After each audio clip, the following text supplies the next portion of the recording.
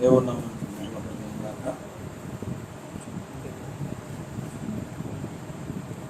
హల్లెలూయా. Praise lord. ప్రభు నామములో మీ అందరికీ వందనాలు. అందరూ బాగున్నారా?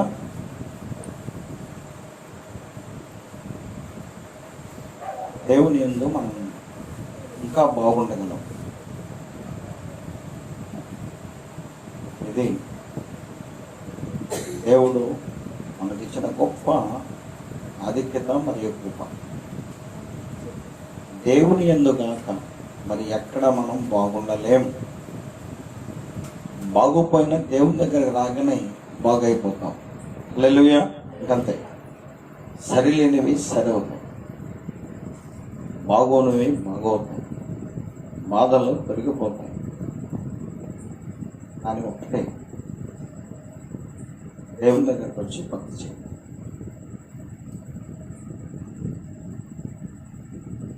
భక్తికి శక్తి ఉంది. చెప్పండి, భక్తికి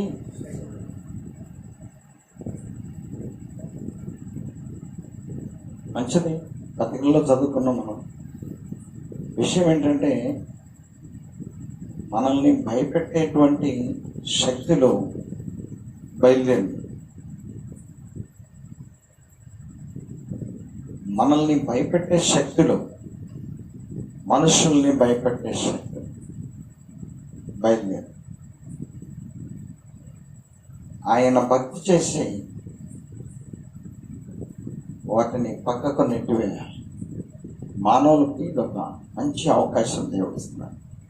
ఎంతమంది చేస్తారో భక్తి, ఎంతమంది వాటిని పక్కకు నెట్టి ముందుకు వెళ్తారో, లేకపోతే వాటి చేతనే పీడించబడి మరణిస్తారో ఇప్పుడు తేలుతూనే ఉన్నాయి.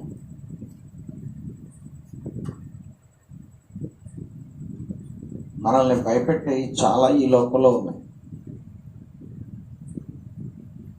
మనల్ని శక్తినిచ్చి మనల్ని ధైర్యపరచడానికి దేవుడు మనకు సమీపంగా ఉన్నాడు. మనల్ని భయపెట్టడానికి చాలా మన చుట్టూ ఉన్నాయి. ఆ భయంలో అసలు ఆ భయం ఎందుకు వస్తుందో మనం తెలుసుకుందాం.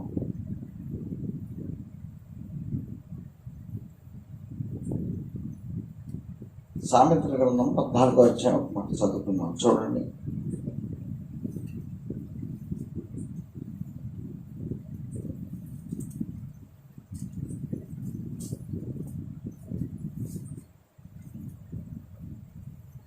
ఇరవై 26వ వచనం చదువుకుందాం.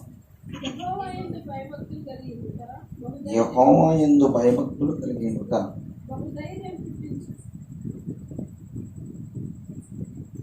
కదంట.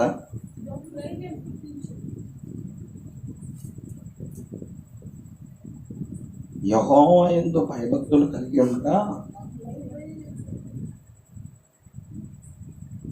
ధైర్యము, బహుధైర్యం.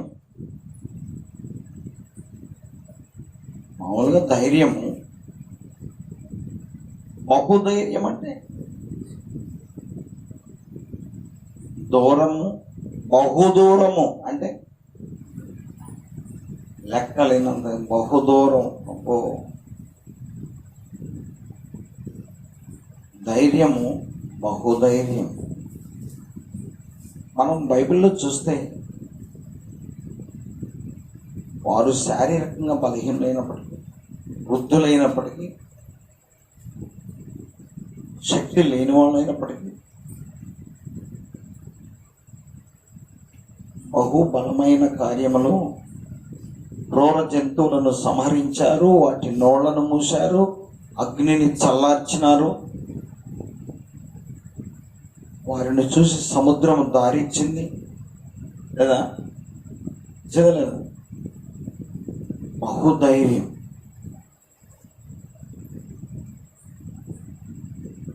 భక్తుడు కర్ర చాపితే బండను కొడితే బండ నీళ్ళు ఇచ్చిందంట. ఏంటి?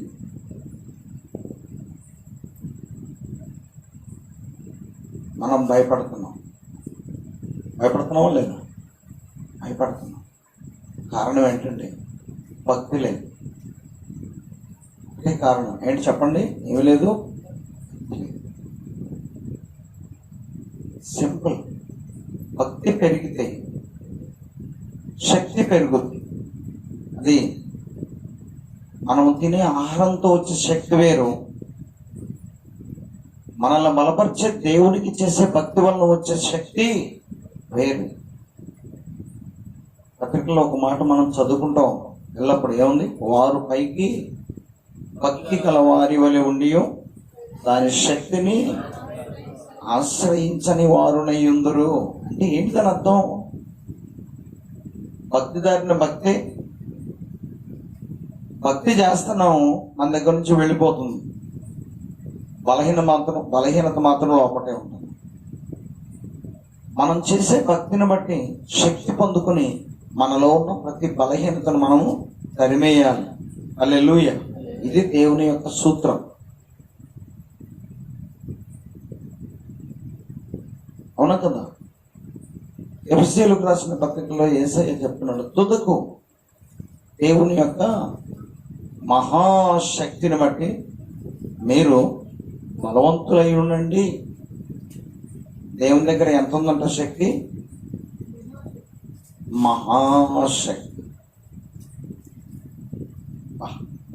ఆ శక్తిని మనం పొందుకోవాలని మనకు కూడా ఆశ ఉన్నది. అమ్మ, ఉందా లేదా? మనకు కూడా ఆశ ఉన్నది. ఎందుకు పొందుకోలేకపోతున్నావు? అది పొందుకునే భక్తి మనలో లేదు. ఒప్పుకుందామా లేదా? నాతో సహా మనమందరూ ఈ రాత్రి అంత భక్తి మేము చేయలేకపోతున్నాం. ప్రభు మమ్మల్ని క్షమించి మమ్మల్ని బలపరచు అని ప్రార్థన చేయాలా లేదా? అందరూ చేస్తున్నారు ప్రార్థనలు. వాళ్ళు ఒకవేళ పొందలేకపోవచ్చు, వాళ్ళను మనం విమర్శించకూడదు. నేను కూడా చేస్తున్నాను ప్రభువా, వాళ్ళు పొందినా పొందకపోయినా నేను చేసే భక్తిని బట్టి నీ శక్తి పొందుకోవాలి. ఎలా ఉంటుంది ఈ ఆశ? దేవుడు తీర్చడా? భక్తి లేకుండా మనం శక్తి పొందలేము. భక్తితో దేవుడు ముడిపెట్టాడు. అర్థమైందా? భక్తితో దేవుడు ముడిపెట్టాడు. పిల్ల మనము కంటిన్యూగా భక్తి చేయగలవారమైతే కంటిన్యూగా శక్తిని పొందుకొని ఉంటాము. ఆ శక్తిని చూసినటువంటి రోగములు కావచ్చు, తెగుళ్ళు కావచ్చు, వైరస్లు కావచ్చు, మరణం కావచ్చు, మనల్ని సమీపించడానికి ధైర్యం చాలదు, భయపడదు. హల్లెలూయా. అంతే. యేసయ్యను మరణము ఏం చేయలేకపోయింది. యేసయ్యను కలిగి ఉంటే మనల్ని కూడా ఏమీ చేయలేదు. తగిన సమయంలో మనల్ని ఆయన హెచ్చరించక. అందుకనే ఆయన బలిష్టమైన చేతి క్రింద దీన మనస్కులై ఉండుడి తగిన సమయం ముందు మేము ఆయన హెచ్చిస్తాడు. ఆయన హెచ్చించడం ప్రారంభించగానే మనల్ని భయపెట్టేయి, బాధ పెట్టేయి, బలహీనపరిచేయన్నీ తగ్గిపోవడం ప్రారంభిస్తాయి. హల్లెలూయా. హృదయపూర్వకంగా చెప్తాను దేవునికి వందనాలు. హల్లెలూయా. ఇంతకు మించికి ఏ సూత్రాలు లేవు ప్రియులారా. అంతే. భక్తికి అంత శక్తి ఉన్నది. భక్తికి అంత శక్తి లేకపోతే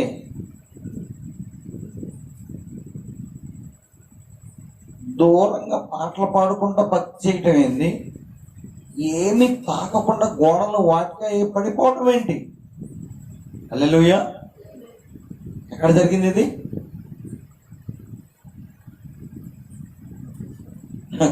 ఎట్లంటే నేనేం అర్థం చేసుకోవాలి? ఎక్కడ జరిగింది?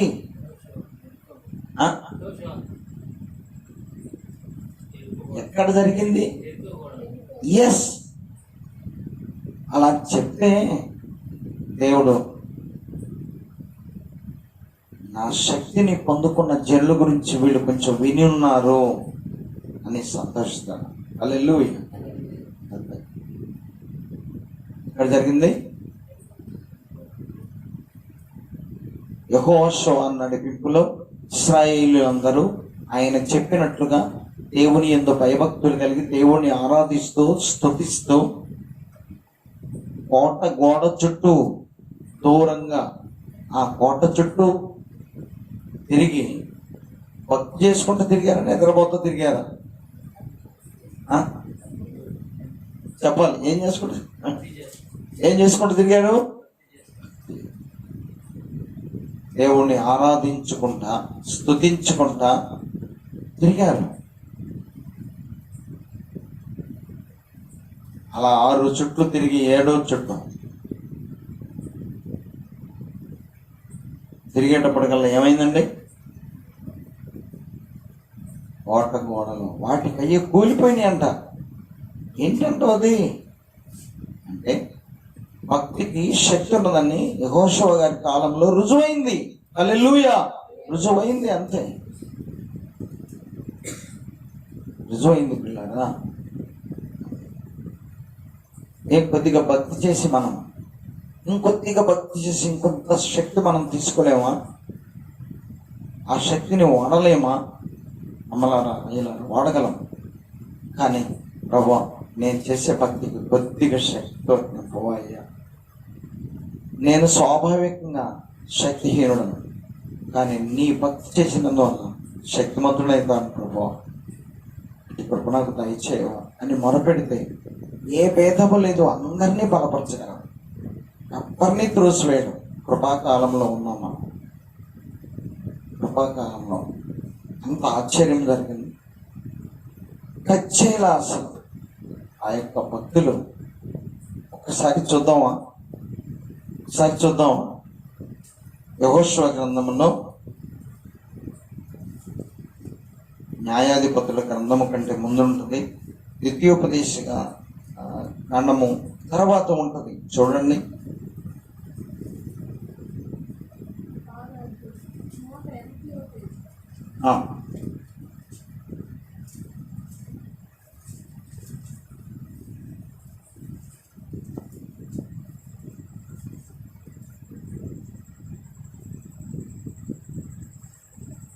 పద్నాలుగో వచనము 15వ వచనము మనం చూస్తే, రెండవ దినమున వారొక మారు పట్టణము చుట్టూ తిరిగి పాలెమునకు మరలా వచ్చిరి.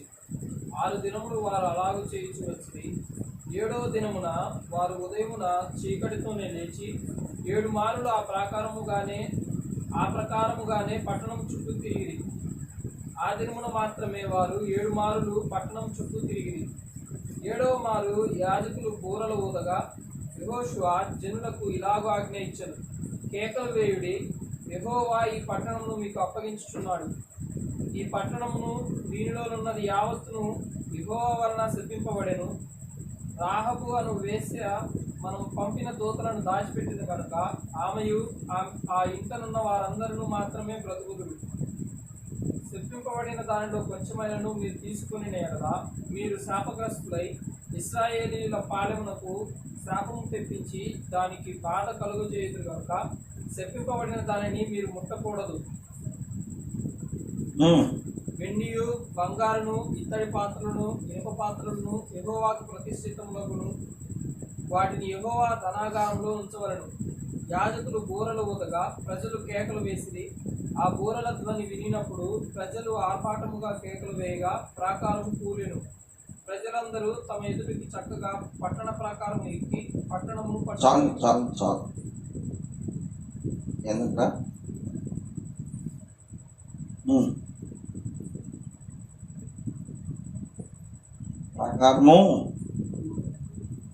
చదవండి. ఏంటది? ప్రాకారము కూలెను. ఆ వచనమే చదవండి. యాజకులు బూరలు ఊదగా ప్రజలు కేకలు వేసిరి. ఆ బూరల ధ్వని వినినప్పుడు ప్రజలు ఆర్భాటంగా కేకలు వేయగా ప్రాకారము కూలెను.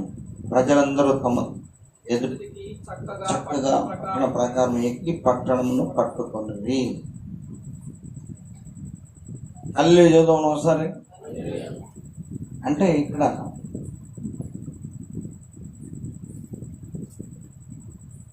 నేను హల్లెలూయా అని బోర ఊదుతున్నాను. మీరు కూడా హల్లెలూయా అని కేకలు వేశారు. తర్వాత ఏం జరుగుద్ది? బంధించిన బంధకాలు ఇదేనా కదా, మన గృహాల్లో ఉన్న చీకటి, మన మీద ఉన్న, మనలో ఉన్న బలహీనతలు కూలిపోవాలి, కాలిపోవాలి. హల్లెలూయా. కూలిపోవాలి, కాలిపోవాలి. అంటే వారి ఎడల జరిగింది ఇంకెవరి ఎడల జరగదు అని లేదు, అంటారు కదా. ఒక్కసారి జరిగింది ఇంకా జరగదు అని లేదు. యేసయ్య అన్నాడు, నా యందు విశ్వాసం ఉంచి వారు చేస్తే నేను చెయ్యి గొప్ప కార్యములు చేస్తారు, వాటికంటే మరి గొప్పవి చేస్తారు. హల్లెలూయా. నేను చేసినట్టు కాదు, వాటికంటే గొప్పవి చేస్తారు అని దేవుడు చెప్తున్నాడు. అంటే మనల్ని దేవుడు ఏం కోరుకున్నాడంటే బలహీనులుగా, క్షీణించిపోతున్న వారుగా, భయపడేవారుగా, శక్తిహీనులుగా, తడుచుకునేవారుగా ఉండటం ఆయనకి ఇష్టం లేదు. హల్లెలూయా. అంతే. పేతురు నీటి మీద నడుస్తున్నాడు. ముందు యేసయ్య నడుస్తుంటే, ఏంటి యేసయ్య నీటి మీద నడుస్తున్నాడు? ప్రభా నేను కూడా నడుస్తాను. ఎస్, నువ్వు కూడా నడవగలవు. పేతురు యేసయ్యకి వెళ్ళి చూసినంతసేపు నీటి మీద నడిచాడు. యేసయ్యకి వెళ్ళి చూడటం మానేసి, ఆహా నేను నీటి మీద నడుతున్నా, నీటికెళ్ళి చూశాడు, మునిగిపోసాగాడు. అంతే. ఏదమ్మా సుభాష్ని, ఎందుకు అంత చక్కగా నవ్వేమో అసలు చెప్పు, ఏమైంది? పంచుకో. ఇక్కడ అతిశయపడల పేతురు, అతిశయంగా తీసుకోవచ్చు, సరిగా అర్థం చేసుకోకపోతే అతిశయమే అనవచ్చు ఇక్కడ. కానీ అక్కడ అతిశయపడటం కాదు. తనకు తాను ఏమనుకున్నా అంటే, నేను నీటి మీద నడుస్తున్నా అని సంతోషంగానే చూశాడు. అని ఏ సైకిల్ చూడకుండా దేనికెళ్ళి చూశాడు? మనకు పోయే కాలం వచ్చింది. ఇప్పుడు నేను పోతున్నాను, పోవటానికి జబ్బు వచ్చింది అని జబ్బుకెళ్ళి చూస్తే ఖచ్చితంగా పోతాం. ఇదేనా కదా. జబ్బు మనకొచ్చింది, మనలో జబ్బు పెట్టుకొని జబ్బును మోస్తూ శుభారావు యేసయ్యకి చూస్తే, హల్లెలూయా, యేసయ్యకి చూస్తే, యేసయ్యను మహింపరిస్తే, జయజద్వానములతో బిగ్గరగా యేసయ్యను మహింపరిస్తే, మహిమలో ఉన్న శక్తి భూమి మీదకి వచ్చి మనల్ని ఆవహించి, ఆ శక్తి ద్వారా మనలో ఉన్న బలహీనతలు కాలిపోతాయి. చెప్పట్లా బిగ్గరగా? హల్లెలూయా. ఇది నిజం.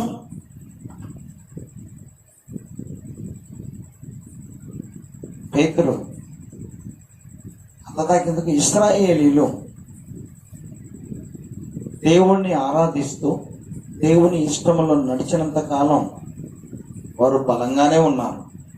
అవునా కదా? మనం చూస్తే బైబిల్ చదివితే, యాత్రాకాలం మనం చూస్తే, యేసయ్య దేవుణ్ణి స్తుతిస్తూ దేవుని యందు విశ్వాసం నుంచి నడిచినంతసేపు వారు క్షేమంగా ఉన్నారు, బలంగా ఉన్నారు. వారు చూసి అందరూ భయపడ్డారు.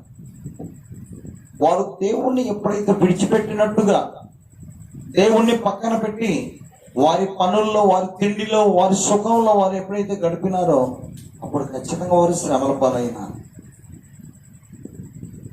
పాలైనారు. ఇదే మాట ఇర్మియా గ్రంథంలో స్పష్టం చేశాడు. ఒకసారి చూడండి. కొంచెం పక్కకు దొరికారంట. నేను నడిపిస్తుంటే మీరు కొంచెం పక్కకు పోయారు. అసలు నా నడిపింపులో ఉంటే, నాతో టచ్లో ఉంటే, నా సహవాసంలో ఉంటే, నన్ను జ్ఞాపకం చేసుకుంటా ఉంటే, నేను మిమ్మల్ని జ్ఞాపకం చేసుకున్నాను బాగుండేవాడిని. మీరు అలా తప్పిపోయినారు కనుకనే, పక్కకు పోయినారు కనుకనే ఏం జరిగింది? 2వ అధ్యాయము చదవండి. ఇవి మనం తెచ్చుకోవద్దని మనం ఇచ్చేస్తున్న పిల్లల చూడండి. ఏదంట?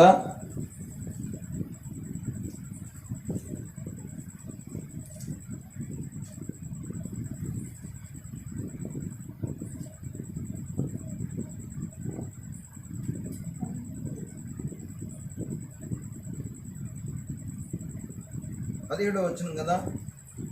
నీ దేవుడైన యెహోవా ఆ. నిన్ను నీ దేవుడైన యెహోవా నిన్ను మార్గములలో నడిపించుచుండగా మార్గములో నడిపించుండగా నీవు ఆయనను విసర్జించుట వలన నీవు ఆయనను విసర్జించడం వలన నీకు నీవే ఈ బాధ కలుగు చేసుకుంటివి కదా. చూసావా, అసలు బాధ ఎందుకు వచ్చింది?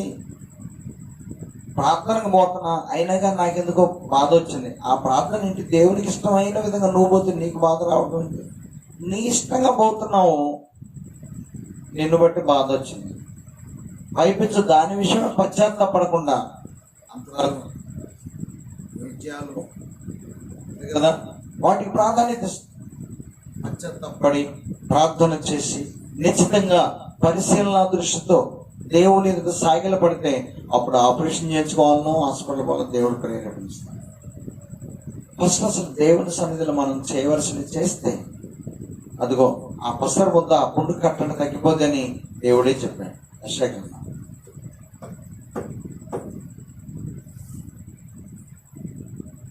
మన ఎడల ఆయన కార్యం చేయడానికి దేవుడు ఎంత సంతోషంగా ఎదురు చూస్తున్నాడు. ఆయన ద్వారా మన కార్యములు చేసుకోవడానికి మనం మాత్రం సముఖంగా లేం. అంతే పిల్లలు ఏం చెప్తున్నాడు? నీ దేవుడైన యెహోవా నిన్ను మార్గంలో నడిపించుండగా నీవు ఆయనను విసర్జించడం వల్ల నీకు నీవే ఈ బాధ కలుగు చేసి ఉంటుంది కదా. నీవు షీహోరు నీళ్లు త్రాగుటకు ఐగుప్తు మార్గంలో నీకేం పని ఉన్నది? యూఫ్రటీస్ నది నీళ్లు త్రాగుటకు అష్షూరు మార్గంలో నీకేం పని ఉన్నది? నీ దేవుడిని యెహోవాను విసర్జించుటయో నా ఎడల భయభక్తులు లేకుండాటయో బాధకును శ్రమకును కారణమునని నీవు తెలుసుకొని గ్రహించినట్లు నీ చెడుతనము నిన్ను శిక్షించను, నీవు చేసిన ద్రోహము నిన్ను గద్దించునని ప్రభువును సైన్యములకు అధిపతిగా యెహోవాను సెలవిచ్చుచున్నాడు.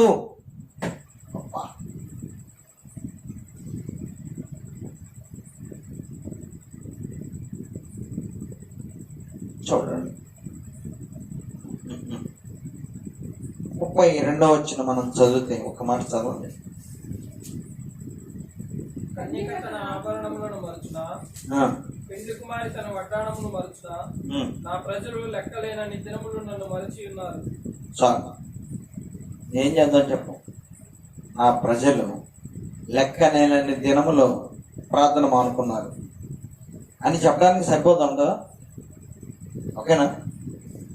లెక్కలేనన్ని దినములు సేవకుడు ఇంటికి వచ్చి జ్ఞాపకం చేసినా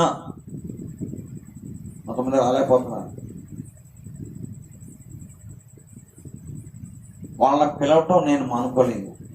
ఒక కుటుంబం ఉంది, వస్తామని చెప్పి ఇప్పటికి రావట్లేదు. చక్కగా నవ్వుతారు, వందనాలు చెప్తారు. రాకపోతే అట్ట నాకు తిరుగు చెప్తారు. ప్రార్థనకు రాకపోతే అట్ట ఖచ్చితంగా వస్తాం, బయలుదేరు అంటాడు భర్త. నెలల తరబడి నేను వారిని దర్శించి పిలుస్తున్నాను, గుర్తు చేస్తాను. నేను అమ్మ తప్పిపోవద్దు, దేవునికి ఎడమవ్వద్దు, దేవుణ్ణి మర్చిపోవద్దు.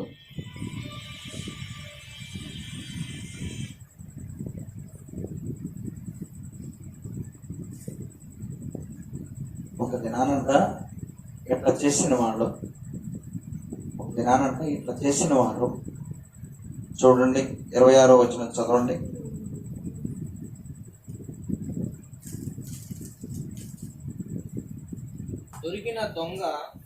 దొరికిన దొంగ సిగ్గుపడినట్లు ఇశ్రాయేలు కుటుంబం వారు సిగ్గుపడదు. నీవు మా తండ్రివని రానుతోను నీవే నన్ను పుట్టించుదువని రాతితోను చెప్పుచు వారును వారి రాజులను, వారి అధిపతులను, వారి యాజకులను, వారి ప్రవక్తలను అవమానం నొందుదురు. వారు నా తట్టు ముఖము త్రిప్పుకొనక వీపునే త్రిప్పుకొని అయినను ఆపత్కాలంలో లేచి మమ్మల్ని రక్షింపమని వారు మనవి చేయదురు. నీవు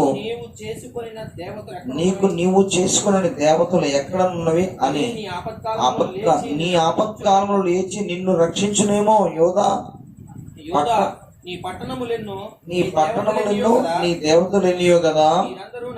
మీరందరూ నా మీద తిరుగుబాటు చేసిన వారు నాతో ఎందుకు వాదించుదురని యెహోవా అడుగుచున్నాడు. నేను మీ పిల్లలను హతము చేయటం వ్యర్థమే, వారు శిక్షకు లోబడరు. నాశన వాంఛగల సింహము వలె మీ ఖడ్గము మీ ప్రవక్తను సంహరించున్నది. ఈ తరము వారులారా, యెహోవా సెలవిచ్చిన మాట లక్ష్య పెట్టండి. నేను ఇశ్రాయేలునకు అరణ్యమునైతినా, గాఢాంధకారం దేశమునైతినా, మేము స్వేచ్ఛగా తిరుగులాడవారమైతిమి. ఇకను నీ యొద్దకు రామని నా ప్రజలేలా చెప్పుచున్నారు. కన్యక తన ఆభరణము మరుచున, పెండు కుమారి తన వడ్డాణం మరుచున, నా ప్రజలు లెక్కలేని మారు నన్ను మర్చియున్నారు. నువ్వు ఏ జనమో, ఏ కులమో, ఏ దేశమో, నువ్వు దేవుని జనం. అర్థమైందా? మానవులారా, దేవుడు సృజించిన జనం. నిన్ను చెట్టు సృష్టించాలా, రాయి సృష్టించాలా? అర్థమైందా? రాయి నిన్ను సృష్టించిందని దాని చుట్టూ తిరిగి బొట్లు పెట్టి దండం పెడుతున్నావా? నువ్వు రాయిలాగా ఉండేవాడివే, కదలకుండా ఉండేవాడివే. నువ్వు చలిస్తున్నావు, కదులుతున్నావు, ఊపిరి పీల్చుకున్నావు, జీవంతో ఉన్నావు, ప్రాణంతో ఉన్నావు, ఆత్మ ఉన్నది. జీవాధిపతి అయిన దేవుడు నిన్ను సృజించాడు. ఇది ఇశ్రాయేలును ఒక దినాన ఆఖరికంతా వారు సిగ్గుపడతారు. 26వ వచనం ఏమన్నాడు? దొరికిన దొంగ సిగ్గుపడినట్లు ఇశ్రాయేలు కుటుంబం అంటే భక్తి చేయని కుటుంబం వారు అనొచ్చు. ఇశ్రాయేలుని ఎందుకు వాడుతున్నాడు అంటే, అప్పుడు ఇశ్రాయేలు తన జనాంగమని దేవుడు ప్రేమించి కోరుకుంటే భక్తి చేయాల. వాళ్ళ ఇష్టం భయభక్తులు లేవు, ఉంటే శక్తిమంతులు అయ్యేవాళ్ళు, ఆశీర్వదించబడేవాళ్ళు. ఉద్దేశం ఏంటంటే ప్రార్థనకు మనం ఆహ్వానించేది ఆశీర్వదించబడాలని, బలపరచబడాలని, రోగములు పోగొట్టుకోవాలని, బలహీనతలు పోగొట్టుకోవాలని, భయాలు పోగొట్టుకోవాలని, దరిద్రాన్ని పోగొట్టుకోవాలని పిల్లలు అర్థం చేసుకోండి. కానీ లెక్కలేని మార్లు వారు నన్ను విసర్జించిన. అయ్యో, కొద్దిగా సమయం దొరికింది, ఆలస్యమైన సరే నేను పోయి దేవుని సన్నిధిలో మోకరించి రావాలి అనేది ఎంతమందిలో ఉన్నది చెప్పండి? వారు ఖచ్చితంగా దేవుని చేత బలపరచబడిదరు. నేను చెప్తున్న సేవకుడిగా ఎక్కడ నిలబడి, కానీ నిర్లక్ష్యంతో రాగలిగిన సమయం ఉన్నా, రాగలిగిన శరీరపు శక్తి ఉన్నా, దేవుని శక్తిని పొందుకోవడానికి ఆ కొద్ది శక్తిని వాడలేకపోతున్నాను. అది క్షీణించిపోతుంది. క్షీణించిపోయినప్పుడు వామ్మో, వాయో, ఈ నొప్పి, ఈ బాధ అని ములుగుతున్నాము. అప్పుడు దేవుడు మనకు సాయం చేస్తాడా? చేస్తాడా?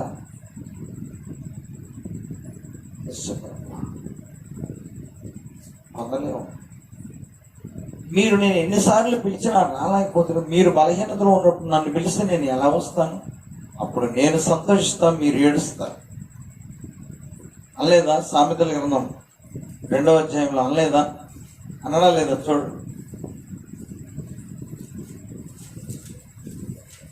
అనడా లేదా? చెప్పండి.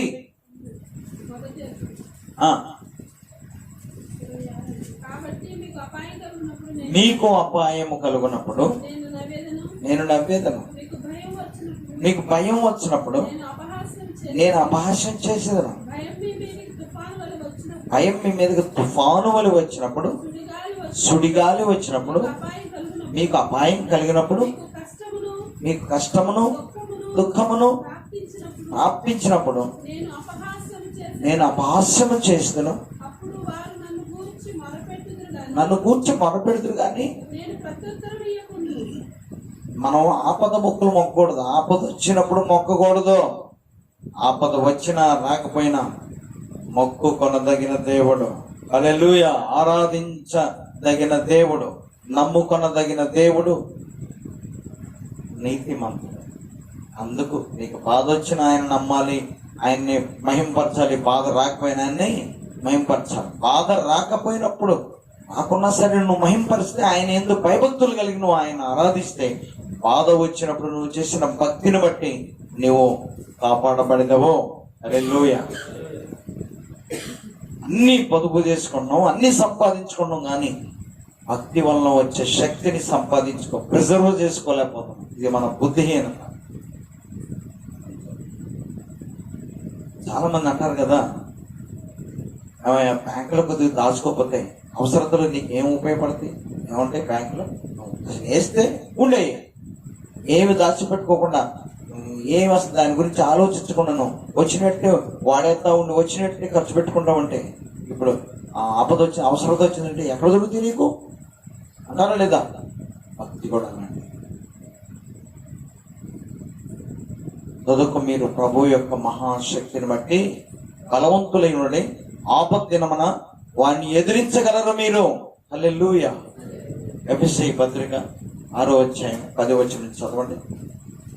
ఆపద్దినమందు మీరు అపవాదిని ఎదిరించడానికి, ఆపద వచ్చినప్పుడు అపవాదిని ఎదిరించడానికి మీరు పొందుకున్న శక్తి ఏది? పొదుపు చేసుకున్న శక్తి, దైవశక్తి ఏది? దేవుని ద్వారా మీరు బలపరచబడిన గుర్తు ఏది? ఏది? చదవండి. చదువుకు ప్రభు యొక్క మహాశక్తిని బట్టి ఆయన ఎందుకు బలవంతులై ఉండండి. మీరు అపవాది తంత్రములను ఎదిరించుటకు మీరు శక్తిమంతులగునట్లు. అంటే మీకు శక్తి అవసరమైనది, మీరు ఆ శక్తిని నింపుకొని సిద్ధపడి ఉండాలని కోరుకుంటున్నాను. ఆ శక్తిని మీలో నింపుకోవాలంటే మీరు దేవుని దగ్గరికి రావాలి. అంటే రాట్లా, ఇప్పుడు అలా మాకు అవసరం లేదండి, ఆపద రాలేదుగా, ఆరోగ్యం పాడు కాలేదుగా, అదేదో బలహీనులకు భయపడే వారికండి. ఇప్పుడు మేము అంతా బాగానే ఉన్నాం, ఒక్కసారి పెళ్ళున ఇరుచుకొని నీ మీద బాధో భారమో రోగమో పడితే ఏం చేయాలి? అప్పుడు తారెట్లాడితే ఎట్లా? లేదు పిల్ల, నీవు బాగున్నప్పుడే నీవు దేవుని దగ్గరికి వెళ్ళి, భవిష్యత్తులో నేను బాగోనప్పుడు, బలహీనపడినప్పుడు బలపడటానికి కావలసిన శక్తి ఇప్పుడే ఇవ్వ నాకు, అది మెలుగు కలిగిన వాళ్ళు సంపాదించు. అంతేనా కదా? చెప్పండి. అప్పుడు బలహీనత వచ్చి బాధ వచ్చినప్పుడు తిరిగి మనొకరించి ప్రార్థన చేసి, ప్రభు ఒకసారి జ్ఞాపకం చేసుకోవాలయ్యా. బాగోలేనప్పుడు నిన్ను అడగటం కాదు, కానీ బాగున్నప్పుడు కూడా నిన్ను అడిగాను ప్రభువా. ఏం సుబ్బారావు, ఆ భక్తికి దేవుడు ఆలకించరా? చెప్పండి. అయ్యా నేను బాగున్నప్పుడే నీ దగ్గరకు రావట్లేదు ప్రభువా, బాగున్నప్పుడు కూడా నేను నమ్ముకున్నానయ్యా, నువ్వు శక్తిమంతుడు అని నిన్ను నమ్ముకున్నాను ప్రభువా. నీ శక్తి భవిష్యత్ దినాల్లో నాకు అవసరమని ఆ శక్తి కోసం నీకు మొరపెట్టాను ప్రభువా, ఒకసారి జ్ఞాపకం చేసుకోవా అంటే చాలా మంది భక్తులు దేవుడు బలపరిచాడు. నీవు భయపడవలసిన పని లేదు అని ధైర్యం ఇచ్చాడు. హల్లెలూయా. పైకి భక్తి గల వారి వలె ఉందరు, కానీ దాని శక్తిని, నీ భక్తి ఎలాంటిది, నీ భయం ఎలాంటిది, దేవుని శక్తిని ఆశ్రయించినట్టుగా ఉన్నదా? దైవశక్తి నీ కొరకు సిద్ధంగా, మరి పొందుకోవటానికి నువ్వు సిద్ధంగా ఉన్నావా? అలాంటి భక్తి చేయగలవా? అంతే కదా, అలాంటి భక్తి చేయగలవా? దేవుని శక్తి పొందుకునే భక్తి. దేవుని యందు భయభక్తులు గలవారు కలవారికి బహుధైర్యము. 14వ అధ్యాయము 8వ వచనము, సామెతల గ్రంథము మూలవాక్యం చదవండి. 14వ అధ్యాయము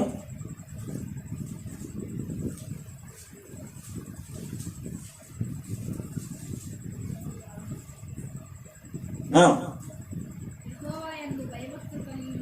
యెహోవా యందు భయభక్తులు కలిగి ఉండట బహుధైర్యం.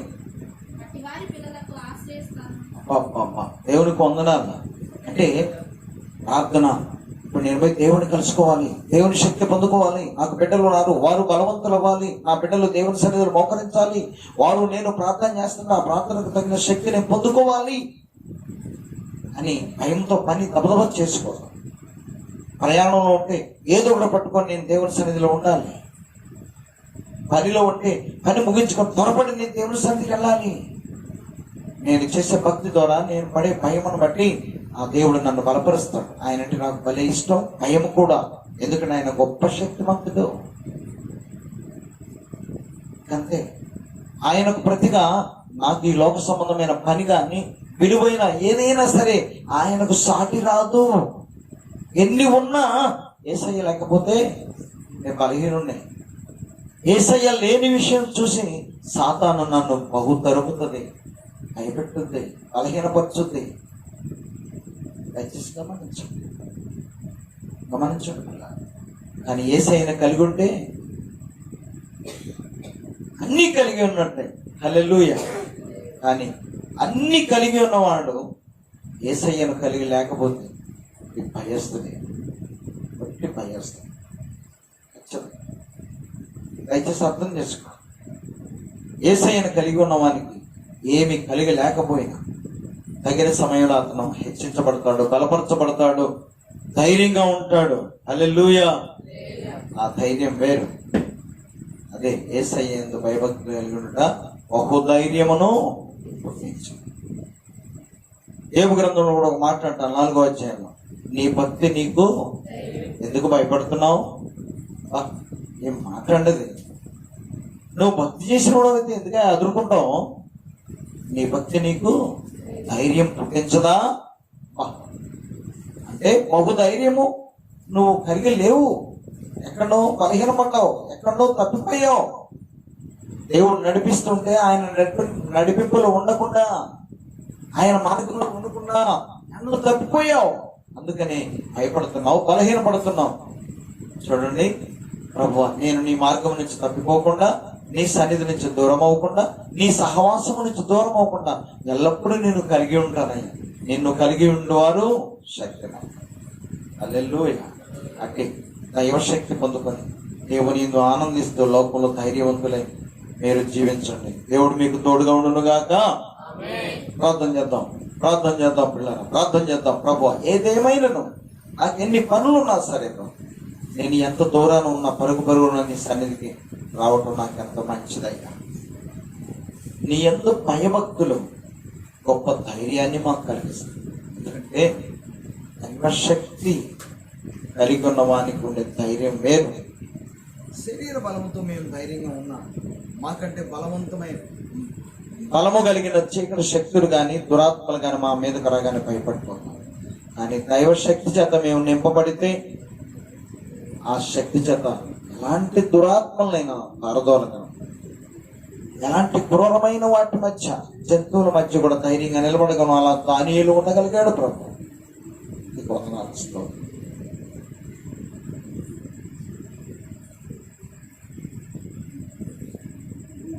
దేవా నీ బిడ్డలేని వారిని నువ్వు ఎంత బలంగా నిలబెట్టావు, ధైర్యంగా నడిపించావు, జయ జీవితంలో మీరు నడిపించాలి. నిన్ను స్తుతిస్తూ ఆరాధిస్తూ తిరిగినంత మాత్రాన్ని ఆ బలమైన గోడలు కూలిపోయినంట. ప్రభు ఎంత శక్తి విలువడుతున్నాయి. మేము పాటలు పాడుతుంటే కొంత శక్తి, వాక్యం చదువుతుంటే కొంత శక్తి, నిన్ను స్తుతిస్తూ నిన్ను మహిమపరుస్తూ నీ విషయమై జయజేలు పలుకుతుంటే కొంత శక్తి మేము పొందుకొని ఆఖరికి మేమే విజయము పొందుతాము కదా ప్రభు. అట్టి కృప ప్రియ బిడ్డలు ఈ రాత్రి నీ సన్నిధికి వచ్చి ప్రార్థన చేస్తున్నా. మా ప్రియ సంఘ బిడ్డలకు దయచేయండి ఆయన. చాలా మంది బిడ్డలు రాలేకపోతున్నారయ్యా. రానటువంటి బిడ్డలకు గ్రహింపు మీరే దయచేయండి ఆయన. మేము వారితో మాట్లాడితే దేవా వారు అపార్థం చేసుకొని అలుగుతున్నారు అయ్యా. ప్రభువా కోపగించుకుంటున్నారు. కానీ ఒక దినాన దొరికిన దొంగ భయపడినట్లుగా, తలదించుకున్నట్లుగా, ఓడిపోయిన వాళ్ళగా, దీనికి పనికిరాని వారమై చిక్కుకున్న వారములాగా, కూలిపోయిన వారములాగా, కుళ్ళిపోయిన వారములాగా, బలహీనతకు గురైన, రోగానికి గురైన వారములాగా నీ సన్నిధిలో నిలబడాలి ప్రభు. కానీ ముందుగానే నీ సన్నిధికి వచ్చి నీ పద్ధతులు మొదలుపెడితే దేనికి భయపడనే శక్తి మంత్రులు మమ్మల్ని నేర్పించదా అయ్యా. అట్టి కృప మా ఈ ప్రియ బిడ్డలకు దయచేయి. రాత్రి ఎంతమంది నీ సన్నిధికి వచ్చి నీకు మొదలుపెడుతున్నారు నాయన, వారికి ఎలాంటి బలహీనతలు, బాధలు, భయాలు ఓడిపోయి ఉన్నారు. అట్టి స్థితి నుంచి నా ఈ సంఘ బిడ్డలు విడిపించబడదురు కాక. ఎస్సయ్యా మీరు కాక ఎవరు విడిపిస్తారు? మీరు కాక ఎవరు మమ్మల్ని బలపరుస్తారు నాయన, మీరే మా దిక్కయ్యా అని ప్రార్థన చేసిన ఆశారాజును బలపరిచిన దేవా, మమ్మల్ని బలపరచు ప్రభు, మమ్మల్ని బలపరచు నాయన. మా బిడ్డలను బలపరచు ప్రభు. బలము శక్తి లేక ప్రభు, వారి మీద వచ్చిన బలహీనతలు జయించలేక చాలా మంది కలవరపోతున్నారు ప్రభు, మరణముల పాలైపోతున్నారు నాయన. వార్తలు విని మాకు భయం వేస్తుంది నాయన.